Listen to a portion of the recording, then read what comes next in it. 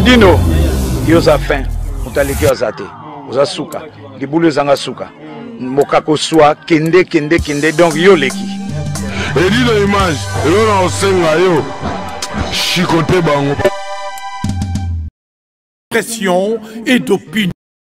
Abonnez-vous sur Diamant Noir TV, la chaîne de la liberté d'expression et d'opinion. Abonnez-vous massivement. Diamant Noir TV, c'est votre chaîne.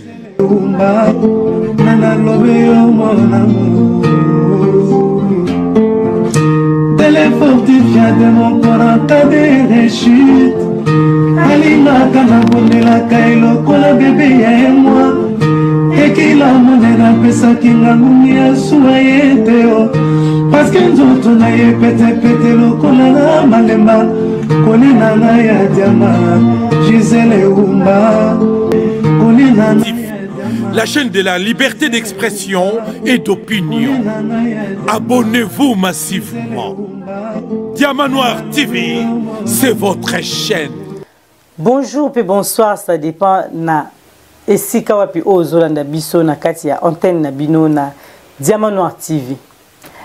Peuple congolais, au quotidien émission, j'aime, au partager vidéo, au fan na kiti, aux huit stylo na yo banda kokoma, a commentaire na seko tuna mituna nyonso tu ndebo kozo ba réponse na biyano na bino oyo bozo tuna na kati ya Diamant Noir TV toujours ndenge to ba ko quotidien émission tie j'aime. Concernant makambo tozo vivre lelo na RDC ezali mama Kongo mboka na biso et sengeli na biso moko toloba pona koluka o ezali ba solution lelo to yambi moko na kati ya babundeli ya mboka mais azali nani oto yambi lelo azali du côté SID oyo ya ezali parti cher ya Martin Fayulu Madidi ndeto kosola na bango to yeba to tuna mituna poto comprendre nini ezoleka o bozo tuna na sima na yebisa kibino po tuna na c'était pour belle attention tuna question po ozwa biyano na mituna na biso ndeto yambi invité na biso ezali monsieur Patrick Mbamou. Bonjour déjà. Bonjour maman Gisèle Umba. Bonne santé na yo déjà na kati Diamant Noir TV Mikole Belé. Mikole Belé hein, Mikole Belé bon santé za malamu. Santé za Zambé azwalokumu. Mikole Belé. Mikole Belé, c'est vrai Mikole Belé, mais comme toujours comme on a fin 2023, il a fallu tout ça l'émission pour na au moni fusée tant mataka avec autant na orbite. Et capsule dans le Kotaka. Ah, au bandeli biso makasi ya ponga tango kindana na bongo. Donc capsule de Kotaka, comme en 2023, c'est pour cela la senga qui tout ça la émission pour na ko élaguer ba bilobela. Ba bazolo belé yo yebi. To bien très bien mais vérité ça la vérité hein. Moto attamo na au moins le kuta sur bazolo belango bazo répéter à chaque fois et zo la place ya solo. Ngano na pesi okandate yo bani déjà ngava o lo kuta se bazonga na baptizo attention naza disposé ya mituna nyoso ko pesa e ko zabia non ondimi ngo pela po mituna na nyoso eza matata question ya matata eza la raté sur réponse ya vrai ezali oui c'est vrai mais lelo tolinga to le bakutu mo mkimunga na présenter mbangu tolinga osa moi une petite présentation na ba congolais o balandi yo ka pona lelo bangomba liboso bayi basoko za rapena na. Merci na motuna wana. D'abord nous allons secrétaire exécutif ya SID France et en même temps nous allons président ya Lamuka France. OK. Roloba Lamuka tout court puisque tant to bimi na rassemblement et après Genève to créer Lamuka. Lamuka peuple mutasala kiango à partir ya Kinshasa.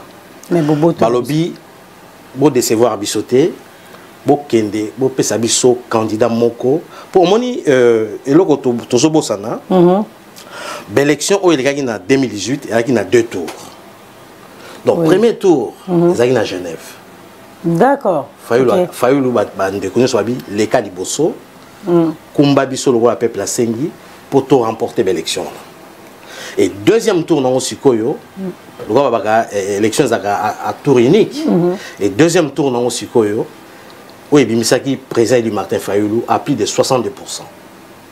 Il y a ma voix. Oui. Mais malheureusement, toyebi ndeko to chemina qui est ensemble. Nous Kandé azali ko jouer double jeu. Il était avec nous en même temps azagina Kabila. Bon Félix. Félix Chilombo, Agina Kabila. Et tant que tout le monde, comme on dit, il y a quelque chose de malheur bon. Biso tobi bon, Olini Kibokondi, Kamata Yango, Yamoibi. Mais pendant 5 ans, Biso tobi la résistance. On ne gouvernait jamais. Biso Somoni, pendant 5 ans, Congo est zongissima. Et zongissima, encore makasi. Et na coupé ça au maloba, tout avancé, nous avons un bilot qui est belé dans le ça.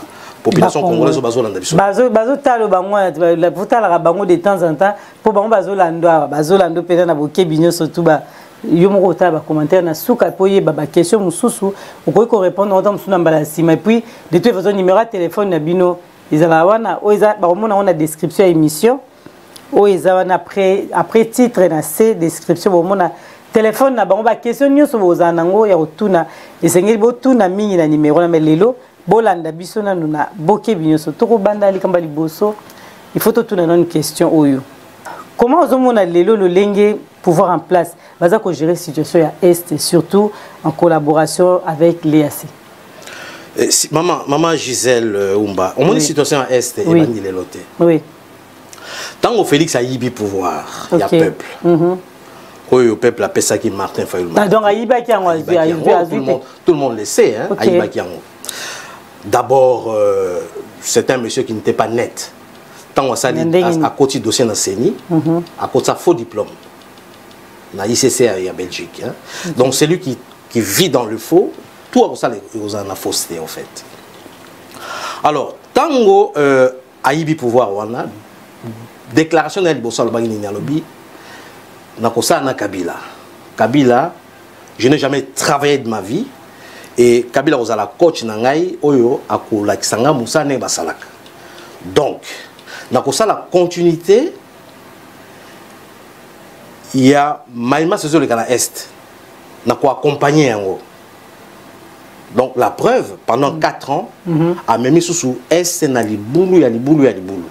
M23 zaki de fait aye kozong sa M23 a bensi M23 na Kinshasa a logé pendant 14 mois.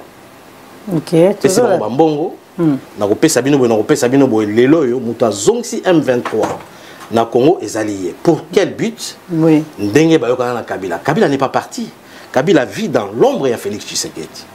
Voilà un peu eloko na ko pesa bande ko na biso balanda yango puisque comment se fait-il que M23 ezongi ozu ba armée ya ba pays voisins Rwanda azo abunza ça fait plus de 20 ans.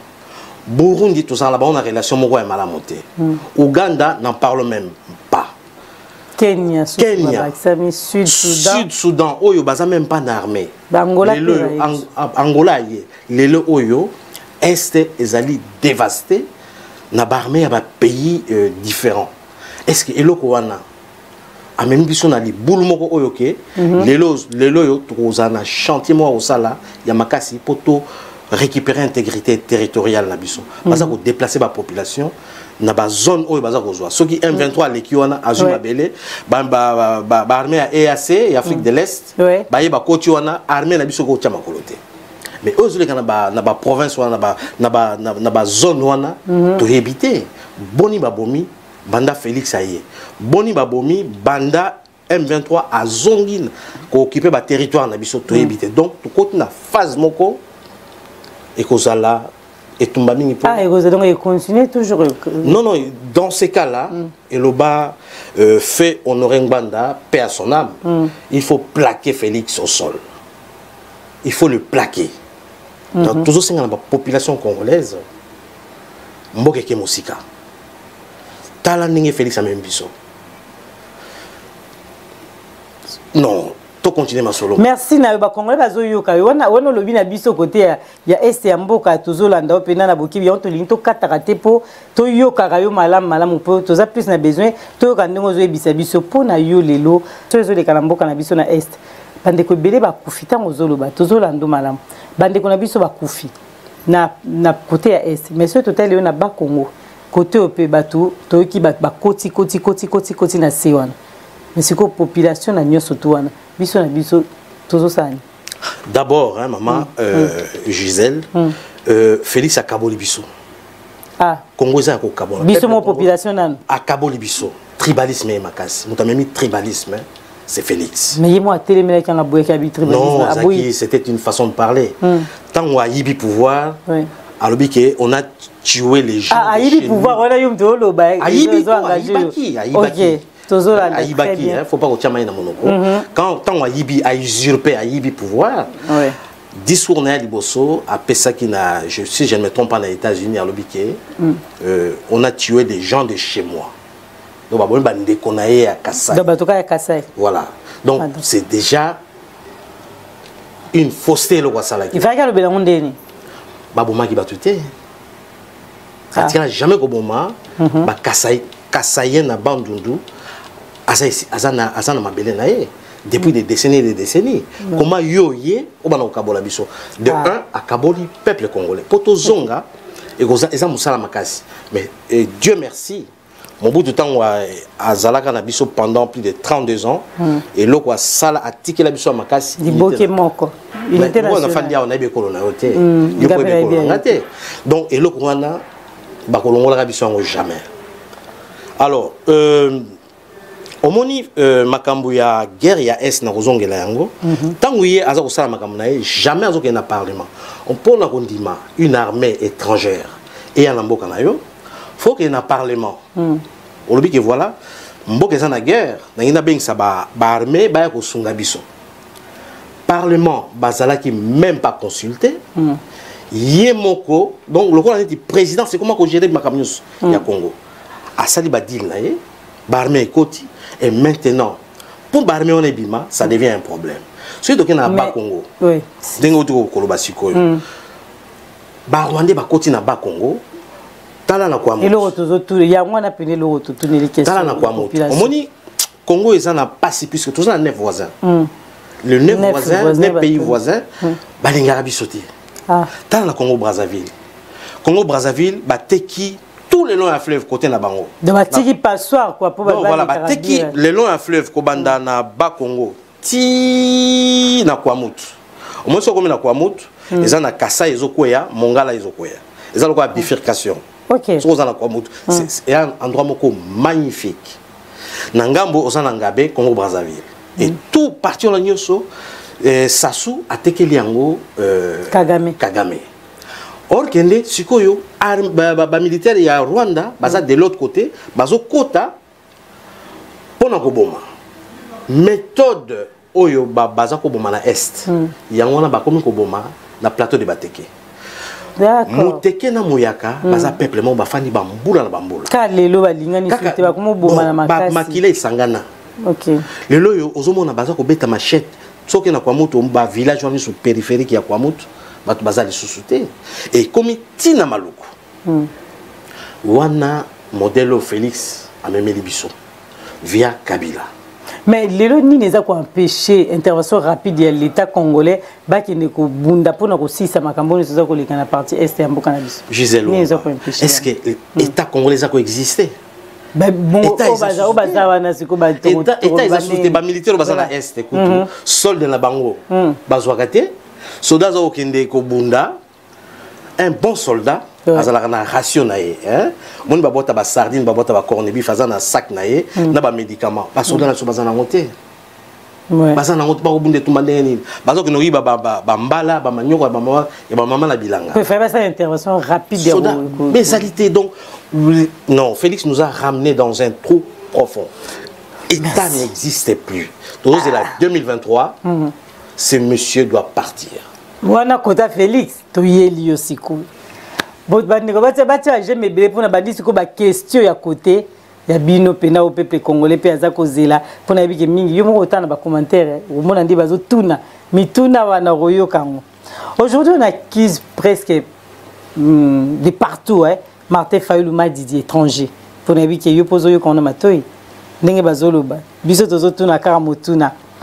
Nous avons même entendu Adolphe Mouzi tukoloba que Martin Fayulu a laki ça na bandundu esika ba parents na ye bazali ba congolais toujours na mateu mona oki na ngo malembe nazo ki na mutuna na nga malembe malembe pona koma esika oyo tolingi kotuna nini okoki lelo koloba na likambo yango Gisèle Umba eza mawa mingi nasalaka émission moko epai ya Papigen ouais nande konangai leki nanga Tchura Mboma tosalaka émission il y a des cela na kasi ba 2 ou 3 ans ah ça date quand même Tchura Mboma lobaka soki bokenda ba émission bokomona yango alobi bakoselaki Fayulu Makambo kaza sénégalais na utako loba sikoyo au moins lokuta soki baza ko marteler yango à chaque fois et comme la vérité quand on lokuté bandi il faut combattre lokuta wana et moi j'ai été chercher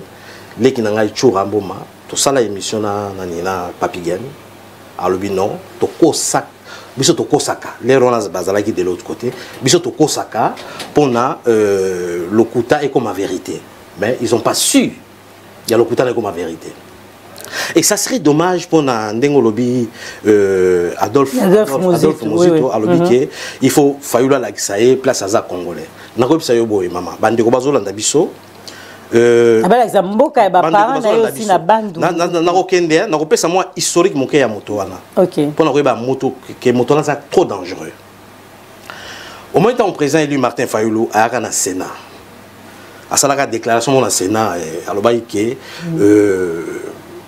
Rwanda est en francophonie et pourtant Rwanda est un pays anglophone. Anglophone oui. Bazwa ka vol bango balé. Na ko senga. Balanda na boke binyos. Bazo zo vol bango balé. Fayulu aza koya na Paris. Moi azo ke na Bruxelles. Ba côté avion. Ba comme na Bruxelles, moi to akiti. Président du Martin Fayulu a continué voyage naé aye na Paris tant waya kangam na ke no zoya na équipe na biso to juillet to yé pa yazalaka to fandi mbala moko na ba connexion na ya albiki non il y a une conférence na Sénat a Tuni Ngai abi Patrick Mbabo yo zali représentant ya ECD en France aux alliés représentants ya l'amour en France.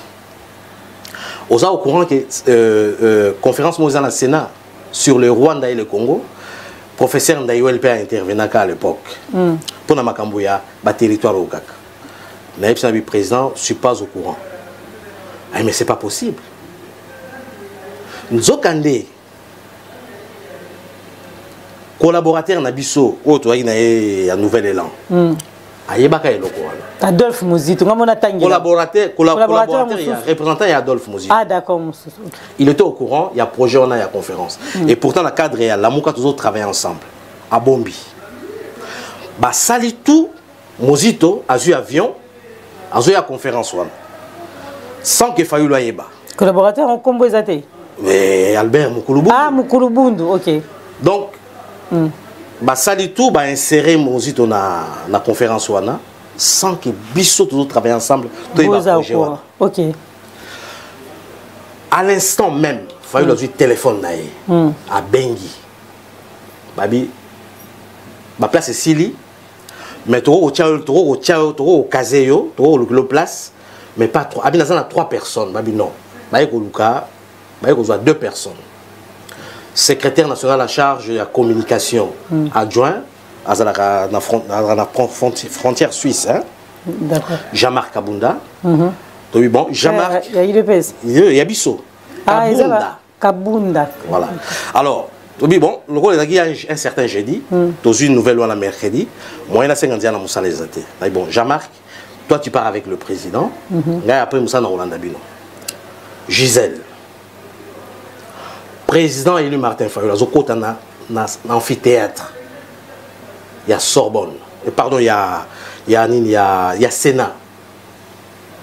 Mozi dans la Guiana, tant que Fayulu m'a dit qu'il y a Koti, mais il y a Telemi. À Talibou, Moni, Mozito. Alors, ce mec, il est dangereux. Tu as un vol moko. Nous avons et si gapenga ngai na ko sur place so nga na ebaki nga na ebisa ndeko nazo kende conférence to si mandira to kende mais yo oyena ko muyibi oyena ko bombala ça c'est quand to moni loko to bino bato baza net na moto yo collaborateur trop travailler na ye na cadre à la moka bazaki na projet na abombeli biso et c'est dès là on a moni que non ce monsieur il est trop dangereux. Deuxième constat à Salaki bato baye bien monté même le président mais peut-être les collaborateurs on a bayi c'est que bomba moya mais c'est ça mais est-ce que ça c'est président et ça la maraté ah donc il faut que monsieur va penser qu'il va bien yo ko le batté est-ce que soit le biba olongole bon monsieur tu il faut le pourquoi ouais c'est ça on a dit que camarade ils ont mabé ma casse omoni explique-moi quoi ya mabé tu comprends d'accord et deuxième constat à Salaki tout ça là un événement moi monnaie tout ça là à Paris 1h du matin bakangi ba métro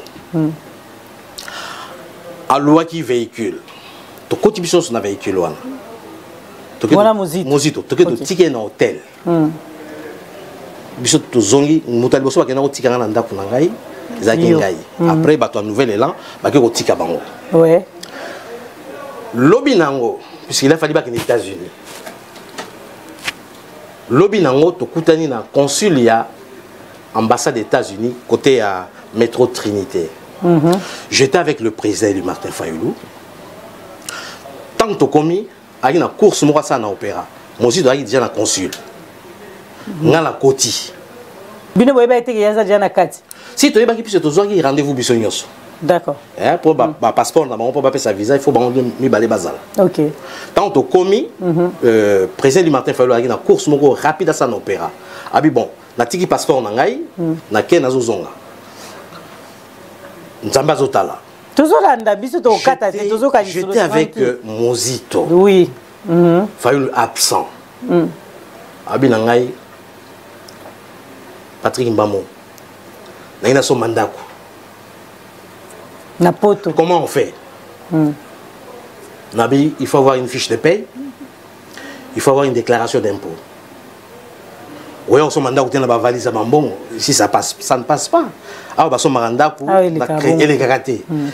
Alors, on peut un numéro de téléphone. Oh là là, c'est suspect ça. Comment se fait-il que moi je travaille pour Fayoulou. Oui. Mais tu me demandes des trucs discrètement. Oui, toujours là. Dans une carte de visite, na pessier. Je peux une carte de visite. C'est qui cet homme? Un ancien premier ministre, même pas une carte de visite. Après, c'est un numéro de Maloba. On a portable. Tu sais pourquoi? Son mandat? Parce que tant que tu sais, Gisèle, jamais dans ta vie, bateau ça peut te ramener beaucoup de problèmes. Et Ngaï, comme il faisait tard, métro et Kangami, n'a une voiture à Paris, bateau devant chez moi. Ok. Et lobby nango, azout na son mandat. Mais si on n'achète pas la maison comme ça, il faut ramener une fiche de paye et ses déclarations d'impôt. Non, oui, mais ces monsieur est dangereux. Voilà un peu nature ya mutuana et dire que kosi sana nuti et kosi za te zela tele makawana pona tuna question place wana oyeba ke yozana na Martin Fayoulou mais Mozito sengi yo carte de visite mais yo pesi quand même est-ce que tant au pesaki oyebi zaki yo pe na pas oyebi zaki président qui était non je me suis rendu compte après tu vois d'accord quand tu travailles dans la transparence hein au koyebate tu vois aux un peu naïf en fait. Ok. Après, on avait de la chance en fait. Ok. On aurait pu passer au pire. Hein? D'accord. Et puis, c'est pour démontrer que ce sont des gens qui passent par derrière en fait. Mais on n'a pas cette mentalité-là de décider. D'abord, je suis un intellectuel, j'ai un esprit très ouvert. Et puis, dans un quinoa, na maman yemo hôpital général dans un esprit pour au moins ba quinoa et ça le école surtout ça na 450 ethnies et 451e ethnie ya ko bakisama ezali ethnie ya ba quinoa comme le école et quinoa ça un esprit ouvert soko yena ndako ya quinoa okolala ata ebioté akoyamba yo Voilà un peu ce que j'avais à dire sur ce monsieur-là. C'est un monsieur dangereux. Comment se fait-il qu'un soi-disant intellectuel, un soi-disant premier ministre, honoraire, dire des choses pareilles? Non, c'est malheureux. À un argument, mon côté, d'abord, à Bengi Batouné, village, Nanda Kounae, Baza Koyemba, Baza Kofinga Fayoulou. Qu'est-ce que Fayoulou a fait? Olingo même Aniaki ko sam Azwa Fayoulou et comme le Gomo un village. Fayoulou n'est pas un villageois. Mais pourquoi avant Izaki Bozaki Naye Makambo Union soit Bimisili? Pourquoi Bimisaki ont inventé? Pour travailler bien surtout. Oui, mon soin n'a pas de oui, bateau par l'esprit moko diabolique, hein. Bakendara malé malembi. D'accord. Au moment où à atteindre l'objectif n'a été à passer d'un cran. Soko est limité à passer de 2 crans. Ti au moment un jour Sokyo yebi ki autant mwana bosolo obi mais non nous tous manga pi place bakabona kawana tout ça qui malamu et pourtant il avait un projet à liquider Martin Fayoulou, il n'a pas pu. Dans l'entretemps il collabore avec Félix Chilombo à Kekuna oui bah ça qui va promettre qui est bah c'était puisque Félix il promet il réalise pas ses promesses à concrétiser jamais ses promesses et maintenant le monsieur est perdu moi on n'a pas l'habitude d'attendre.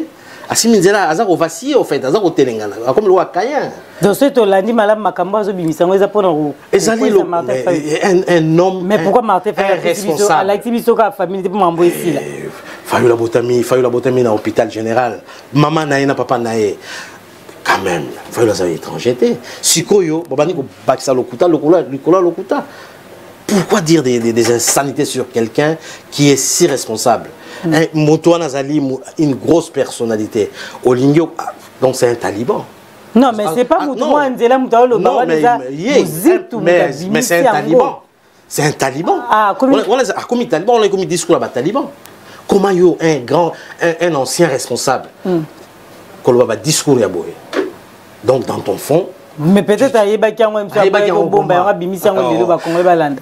Au moment où tu as toujours travaillé dans le cadre de la Mouka. Oui. Kolobela Fayoulou na ki Congo ya bandundu. Fayoulou za kinois. Ozo l'esprit à village. Ya za kinois bi makamuni ni boy. Temo pas deux bayoga, bandundu bayoga. Mais non, Fayoulou appartient au Congo. Oui, dans son entièreté. Il n'appartient pas à une région, il n'appartient pas à un village. Moi aussi il appartient à son carcan de village. Nous, on n'est pas dans cette optique-là. Mais nous travaillons ensemble. Est-ce que Martin Fayoulou a travaillé ensemble? L'amour que j'ai dit tout à l'heure, l'amour que j'ai dit, peuple m'a dit la guerre. Parce que leader est belé.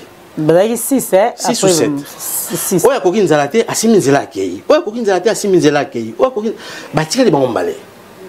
Et le monde comment il faut bailler mouton mais président il faut se débarrasser, il faut vous débarrasser de ce monsieur. Ah mais on se débarrasser comment? C'est l'amour qui a fait que tout ça là. Ce qui n'a kokité na aussi mandia na kei. Yé peso kokité aussi mandia na kei. Ce qui peso malais kokité. Peuple a récupéré l'amour naé, ba jeune leader bazali ba récupérer.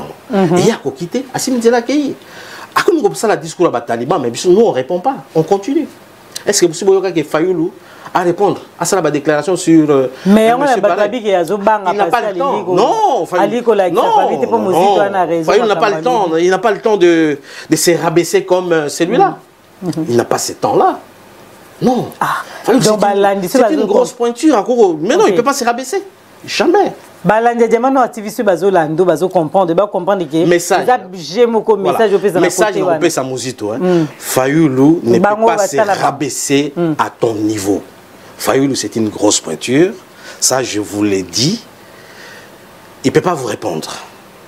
Fayoulou c'est un Congolais de souche et puis il y a encore répondre là-bas il peut pas se rabaisser. Fayoulou appartient au Congo. La République démocratique du Congo a 2345 410 km². Du nord au sud, de l'est à l'ouest. Fayoulou est connu, peuple là-bas adopté. Azali peuple moko, azako appartenir à l'ethnicité, à la tribité. Donc Azali Congo, oui, Azali, il a commis patrimoine, il y a Congo. Même pas à Congo, mais il y a Libanda, même pour toute l'Afrique. Mais pour les gens qui non, non, surtout à Biloko. Non. Moitié. Non. Balingi des pères et des mères. Sauf que dans le siège national, adjoint numéro 2, Azakasayer. Ok. Soko Bimi Libanda, vice-présidente, Aza Kassayen. Ngai naza mutabandu ndote. Ngai bakoko nanga bakolo Kinshasa. Soko na Belgique, on a une grande dame, une dame de valeur. Elle est du Kassai. Yemta Simbi Eside à Kassai. Soko na Suisse, on a un grand homme. Kassayen. Ozo komona. Tout na bango sikoyo. Na boza bana kaka. Bato ba village na bango. Donc nous on n'est pas dans cette optique là. Ah ba Congolais bazolando parce que likambo yo to moni ndenge sali quand même bato so tuna ba question pourquoi tokolo bakara wana ti biso to lekina na likambo supo to ba nous que mamboze belé retourno lelo donc faut l'embater penza. On l'embater. Ah ben oui oye pela pona yango po to retourna to zai ki koyo kabino tango liboso bande ko bino SID ton azolo ba bongo SID ndenge vous avez essayé de critiquer vous allez Katumbi et les autres Kabilis aussi parce que tout le qui est malembe mais tout d'un coup au moni votre président il a décidé Martin Fayulu toujours il a décidé donc tout ça on a quatre à la mouka voilà il y a la mouka le Martin Fayulu apparaît avec eux à Lubumbashi biso mutune qu'est-ce qui se passe? Il y a des questions moko pertinentes oyo na kosenga bande kona biso ya Congo bayoka puis balanda na bokebi nyonso mboke zozika banda bayiba pouvoir na biso ya peuple o peuple appelle ça qui président Martin Fayulu pour redresser mboka tozongi sima makasi guerre ya est et s'empirer. Tout le monde na grand bandundu baza ko boma na maindombe baza ko boma na ba Congo n'en parle même pas mabele ba komi ko tekango à n'importe quel prix ce qui to sali ke baté to kena ba diversion to kozanga mabele Gisèle bomba eloko na website yo ozana bana na mona mo msusu na bana na yo tu as de beaux enfants et bana na ba ko tuna ga yo un jour maman pourquoi to zangi mabele. Et bananga peut retourner un jour pourquoi tu connais pas apatride parce que tu as une diversion. Président Fayulu lobby d'abord à l'ancien Liboso et là il y a Front Patriotique pour Félix Atekimboka. Toujours là. Ah ben non, faut lancer Front Patriotique, to sangana, pona, to bouter. Bato baye po baye ba boto la biso Congo libanda le même Mouzito alors bino marche avec boso bazalaki ba signer ba document tellement bazo flirter de l'autre côté na Félix alors non on a la source vous n'avez pas raison dans ce cas là moi je vais marcher de mon côté tant mieux mbogezo kende alors Nakatanga na phase de comme on le bomoni Kagame moko lobike comment la bango za ba récupérer ma belé ya est armée za suscité Fayulu l'a lancé alors non il faut tout téléma ba leader tout téléma pour na ma belé kendete Katumbi a sengi ba monana Deli senga c'est ça appelé alors photo monana Matata bi photo monana. Tous ces gens là babi non photo téléma. Il a fallu ba kene na Kisangani. Okuta na bango, ba kuta na Kisangani. Président Martin Fayulu lobby, to okuta na Kisangani te. To okuta na Katanga. Pourquoi apona Katanga? Parce que affaire oyo toujours on va faire oyo le comité des pères et des mères. Ma Katanga bazo senga basa la sécession na bango et comme état. Ce qui le Katanga est comme état, Kassai est comme état, Équateur peut bosser à bango. Ba ko mboke to panzani. Ozomona. Abino to kena na Katanga et pai motelingo pela ba mona. Moi je suis de l'ouest. Fayulu est de l'ouest. C'est ça est du Kassai. Matata est de l'est. Katumbi est du Katanga. Ozomona te que cohésion wana ezaki symbolique. Et on a bakendeki kokutana pona kotala dans quelle mesure on peut sauver la mère patrie. Kokendo bakendeki moto moko ta futela moto tike. Ah moto na mta futi tike na ba kutana. Omoni Ici, on a SID dans Lamuka, on est bien organisé. SID France, on a un compte bancaire. Tout ça, on a une cotisation mensuelle. Na Belgique, on a un compte bancaire. On a une cotisation aux États-Unis. Tout ça, le compte bancaire, c'est à Kala. Na Congo, na la région Nyonso. Tant que le président de la Kende, on a envoyé des fonds. Kinshasa a un compte. Et ça, bon, il y a poche à président Martin Fayulu. Il y a bon, il y a peuple. Pour Bissot, tout ça pour incarner le peuple. Président Martin Fayulu a continué à une délégation de Bakay. Et les gens, comme Baye Bakate, Katumbi n'a rien à voir là-dedans. Bakende qui pone solo là. Mais ça n'a pas de non, il n'a rien à voir là-dedans. Nandenge ya oh, il y a foutu les bâtiments sur la ticket, billet d'avion et tout ça. Peuple à Rolanda. OK, oui, très bien. Oui. Et les Cambo que Bako Sani Nikuna, ils allaient prendre ma belle à Congo. Voilà un peu l'on a éclairci. Mais Katumbi Babenga est kabiliste. Matata Mponi okutu azana problème bé déjà na Congo. Fayulu azali ya peuple azali na opposition. Comment koya kokuta na po bakoyoka na loko te po zonga toujours pas Kabila non. Kabila azana Félix. Gisèle. Tozo tourner ka boy. Omoni Katumbi balobela kabiliste. Matata ayibaki mbongo asala sur boy. Pourquoi bakanga été? Kasi watu habitant beaucoup mais Félix azana cour constitutionnelle, azana ba cours et tribunaux. Pourquoi tu es na bolo côté? Mais pour Félix a travaillé na Kabila ndenge ba non, azo travailler na Kabila du coup ba toi Kabila. Mais yo comme président de la République, ba tona ba yibaki soi-disant. Ba yibaki. Mais kanga ba ngotia na bolo. Pourquoi vous ça la monter? Pourquoi ce n'est pas Fayulu alobaki voilà, Matata o yibaka. Alors, il n'a pas ces pouvoirs-là. Il a pouvoir au Sambisa été. Il a pouvoir. Sambisa bango. Mais ce qui me doit babila est amutu amabe. Pourquoi on a non, maloba non. Maloba maman. On dit maloba et kambarambo kate. Il faut qu'il y ait un fait concret. Oui, bien sûr. Il faut un bateau puis azali crédible. On dit bateau bazar crédible. Mais mutuana qui crédibilité nae. Au pouvoir à monter, qui est crédible ou pas. Mais il faut d'abord Sambisi. Non, tant qu'on est dans la mouka,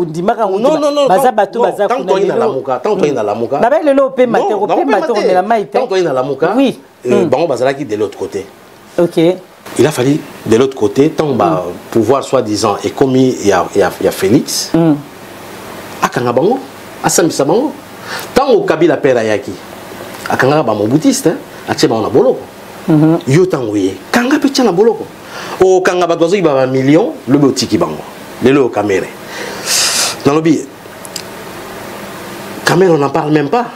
Matata comme cible parce que Matata a quelque rejoindre Fayulu pour un combat a comme cible mais pour rejoindre pour un combat aye ko rejoindre pour ba koti ça ba ko isaye ba memaye na libulu la bango au moins pour ko ça Fayulu hein mais c'est ça mais nani Mozito aye ki ba ko ça Fayulu à quoi c'était pourquoi parce que Fayulu attend un compromis attend un compromission té ce que yo yepo na pesque exemple ya Mozito tout le monde a comme l'emboula depuis toujours depuis il va sur pouvoir pendant presque 4 ans oui tant on a quitté a qui pour Boma a liquider Fayulu il n'a pas pu mais bloc on a sali c'est quoi bloc on a solo oui vérité et ça le roi lumière jamais au cacher lumière place obscurité ezali fallait les mener combat naé moto a lingi aya ayoki passe à l'obiki net ndako za kozika soki boki na bokabo ina ndeko ndako za kozika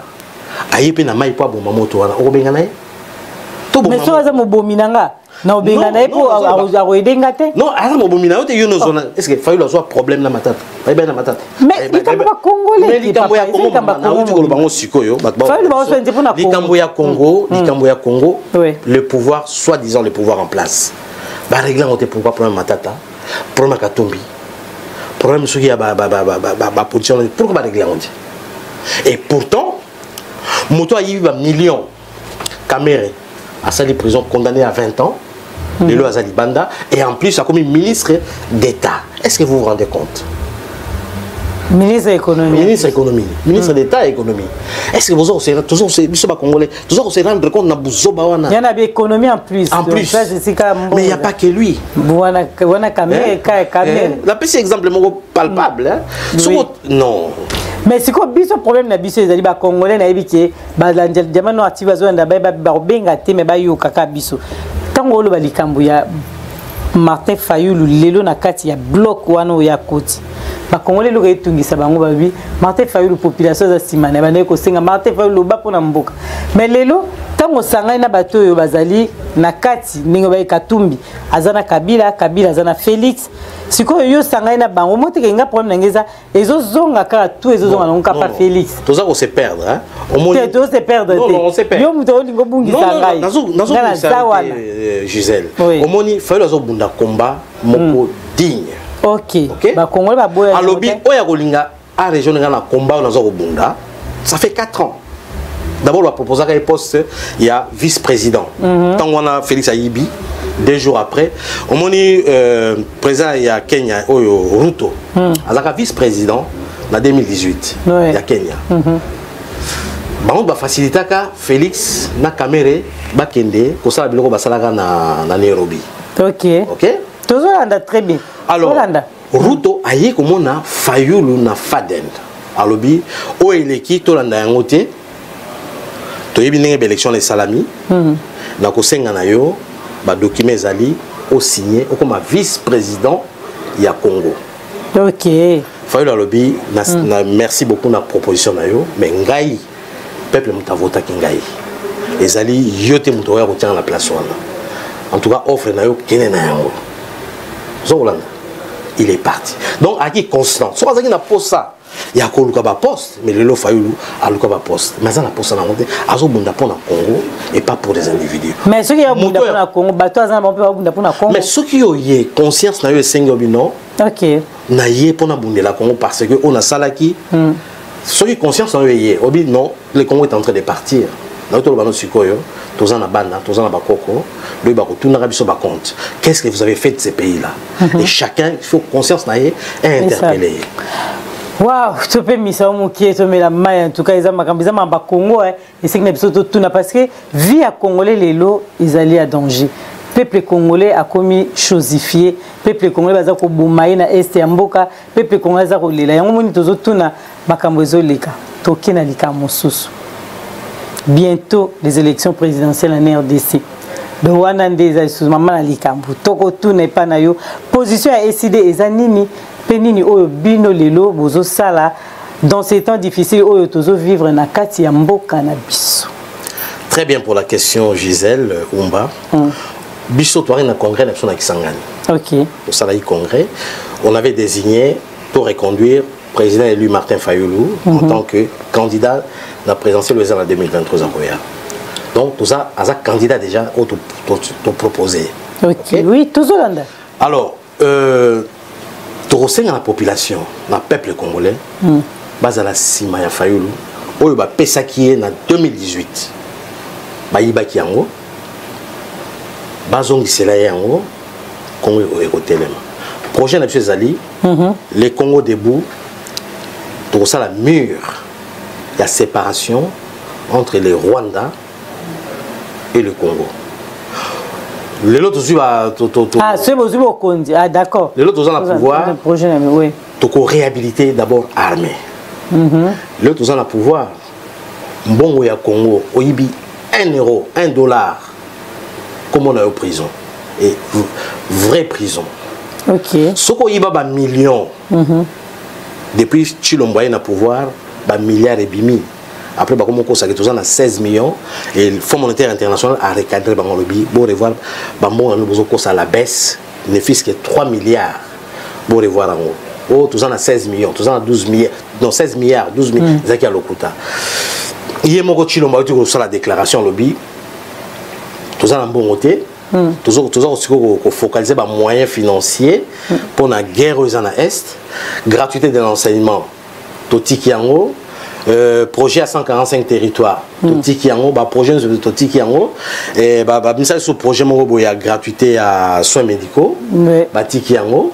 Donc, on se dit que les gens qui ont conscient il y a ndenge mboka ezokende bato bazoboma mboka lelo bango na basangani na stade de martyr pendant que le belo koni no peuple la peuple la amoni passe et bibembe mususu pendant 6 mois à la morgue bakundaka yango te bon eloko ni bako offrir na peuple bo décimer peuple on a sur bo dépouiller peuple on a sur tous les plans RAM sur plus de 400 millions de dollars et ça quelque part na ba compte mo boy ba bomba bambong et bimi et pelé comment ko yibaka ba millions de dollars et le grand tout tient ko yiba monter mais le 13 mai le 13 mai samedi 13 mai marche de Samana Congo ou de Samana Kinshasa peuple pour vous la marche le 13 le 13 OK le 13 mai peuple Bima Libanda ont manifesté mécontentement sur tous les plans il y a marche marche la population va ça mécontentement la bango guerre ya est M23 ndenge passer dans mboka ba salaire ba fonctionnaire impayé il y a beaucoup de problèmes dans Congo il faut peuple on a attendre pendant que ça pouvoir usurpateur lelo que trop c'est trop voilà un peu le but il y a marche on a le 13 mai samedi et puis biso awa le 13 mai samedi tu retambola peine à Paris. Ah donc les 13 ans kuna ba tambola ba combattant ba résistant ba parti nyonso tout sangani ba association ba koya moto na moto soit dans la mode drapeau naé aye a tambolé s'occuper aux congolais aux militaires la parti politique mon côté Congo c'est le seul patrimoine de Tiranabiso yaka ont manifesté mécontentement là yo de 13h à 17h tu à Château Rouge tu vas à Château Rouge c'est la place de la République voilà un peu le message qu'on a passé pour un événement. Ah, donc événement mon est les 13 mais Kinshasa va aussi la app est tombé journée samedi OK kuna bimia bimia c'est quoi donc se communiquer Bino tamboli pour accompagner bango de loin comme on dit de cœur je suis avec toi hein? Ah, oui. De cœur nous serons avec nos frères et sœurs du Congo. Voilà donc but il y a marche wana pour ndeko ba oya ba kezali pona pour soutenir pour accompagner marche dans le Congo. D'accord. Peuple congolais na mato ina bango ba yoki ke ba lobi le 13 mai marche ezali ya munene à Paris et go banda na Château Rouge. Si bon que c'est la République. Place la République. Voilà. 13h à 17h. Ah donc et où maintenant ils appellent nous la milité donc c'est débat les 13h à 17h. Pas télém. Il y en a pas les mbaté, c'est pas il y en a bango za na ngongo na milité 13h 14 15 16 17 ici. Pour la Congo. On va perdre ces pays là pendant des décennies. Oui oui. T'es que ça la bibaté pour ça na courage, ba il y a journée mon bibaté 24 heures. Ils à la 6h 8h 24 heures. Tala batum tala na Soudan. Bachir al-Akwea. Oui. Soudanais balala qui banda pendant des jours et des jours. Oh, marche ya munene bande ko babi le 13. Biso to zaka wana to kutala kuna to babi to tambola. Papa to zongeli pai na yo en tout cas lelo donc to yambio na ba casquette belé. Oui. Secrétaire exécutif to yambio président ya la Muka. To yambio nani mususu. Déjà mi balwa ne sale belé.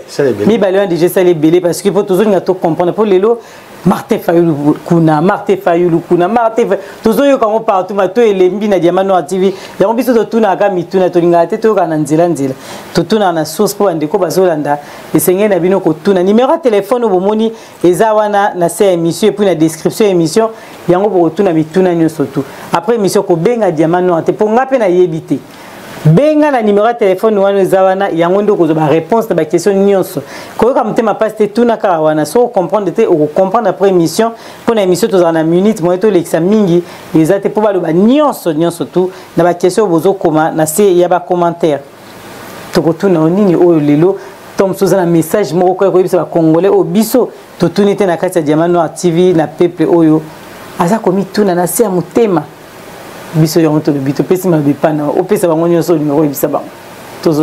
Merci beaucoup Gisèle. Moi je suis en train de faire ma part. Ouais. On a déjà à 60.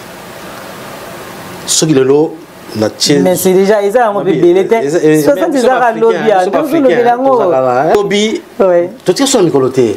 Mais mes collègues amis non toujours au moins autre salle ça pour la génération future en fait. Ah voilà là maintenant c'est bon et congolais nyoso nazo senga la bino nazo senga na bino vraiment indulgence makasi total esika touta oui mitolo na biso bakunda yango na Congo bakunda mboka na biso te c'est vrai ça dans 20 ans bana na biso bakotuna biso bakesana na bana so za na place à te bomoni guerre ya Ukraine ba mindelo ba vague mindelo bakotaki tant ba ibi français bana bango batangi bakoti na l'école na ba institution awa lobby mwana wana na mwana ya biangai na mwana ya yo soki batia bango na vitrine bakopona mwana wana po aza dia mundele OK moni ba arménien o bayaka bakota na ba institution parce que baza mindele oui biso bana na biso bakoza na place à te place na biso ya bana na biso RDC c'est esika touta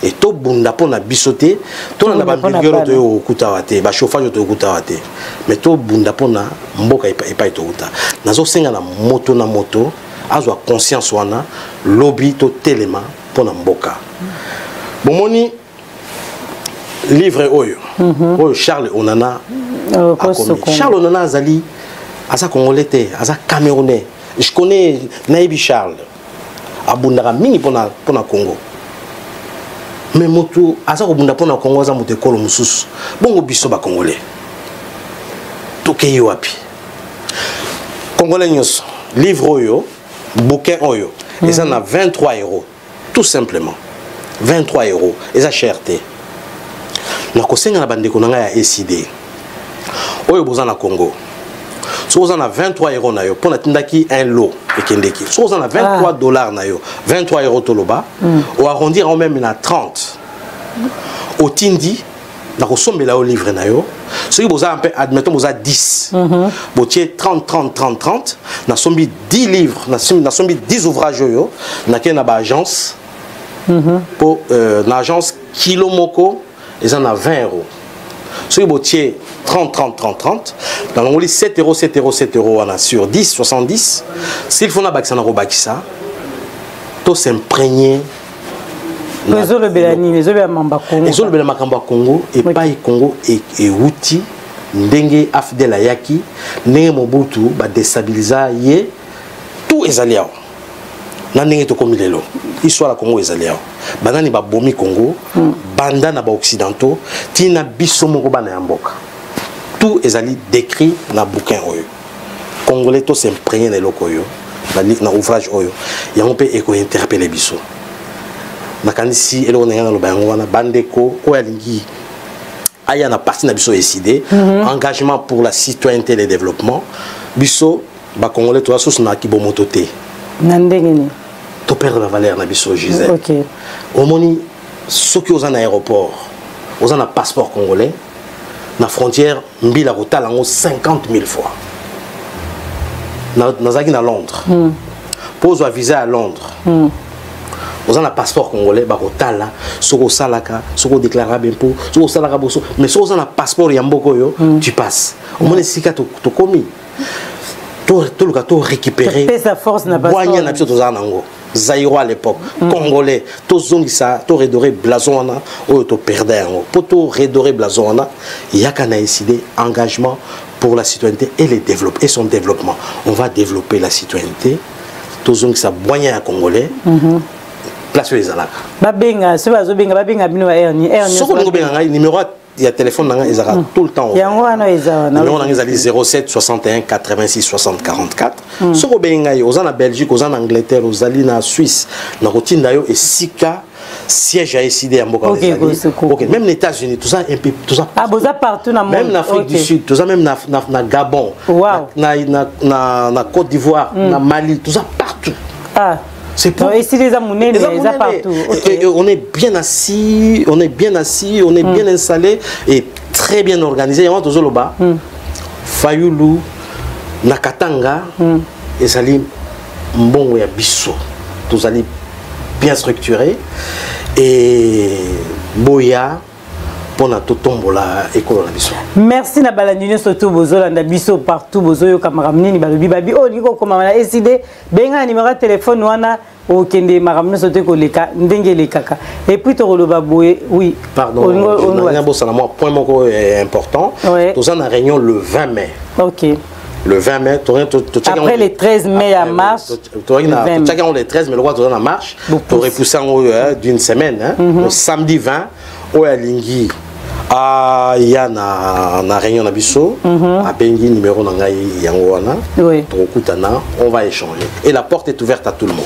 Ceux qui va congolais na nyoso autolobi na mukwa lelo ba ngeba retenir eloko moko na autolobi po auto chité na yango ba ko retenir nini na ba question so mituna to tuni awa surtout na mambo itali vraiment ezali Martin Fayulu Madidi ba retenir nini. Merci beaucoup. Et là on enseigne na ba congolais tribalisme.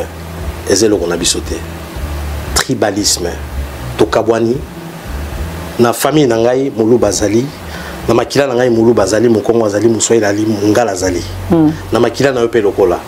Gisèle, je pense que chez toi la famille na yo bikolo nyo ekota na kati to bomelo ko wana te eza héritage monene mobuta tikela biso to bomelo ko wana te et en 2023 on doit réhabiliter ba faille wana nyo so ba memela biso. Congo eza moko Maman Moko et Kolo Moko. Merci beaucoup Bandeko. Merci na Bandeko. On peut s'emboter na muto. La pesimbote na ba Congolais surtout. La pesimbote na ba Bandeko nanga ya Luvungi, ya Lubarika, na sud Bandeko à sud Kivu. Parce que au moment moi je suis un Nazali muto à Kinshasa, mais je travaille beaucoup plus na Bandeko bazakuna. Vous avez la diversité wana. Oui oui. Il y a bilo musu nazo sala ba bayi barate. Na pesi Bandeko nyoso ya Ozo sala to bozo sala. Tozo sala mais bilo musu na sala en privé. Donc na pesi Bandeko ya sud Kivu, mbote mingi et le combat est rude. Mais tokolonga. Biso to pesi bango profiter ka to pia bango mbote. Bata sud Kivu Sud Kivu. Biso to pesi ka to éviter ba nani wala mais to pia bango nyoso bazaka kuna. Mbote, merci na bango balandi biso. Merci na bino surtout Bandeko pe Diamant Noir TV pour la fidélité na bino et puis patience na kati ya émission na bino nde tolobi ba question mususu bo bengi na téléphone na ba commentaire te bo bengi wana a ko répondre bino mituna nyoso puis kozanga te ko tanga ba commentaire nyoso to répondre na ba question ya Bandeko ko na biso na Diamant Noir TV tolobi to kuta na bino na mbala esima. À très bientôt. Abonnez-vous sur Diamant Noir TV, la chaîne de la liberté d'expression et d'opinion. Abonnez-vous massivement. Diamant Noir TV, c'est votre chaîne. La chaîne de la liberté d'expression et d'opinion. Abonnez-vous massivement. Diamant Noir TV, c'est votre chaîne.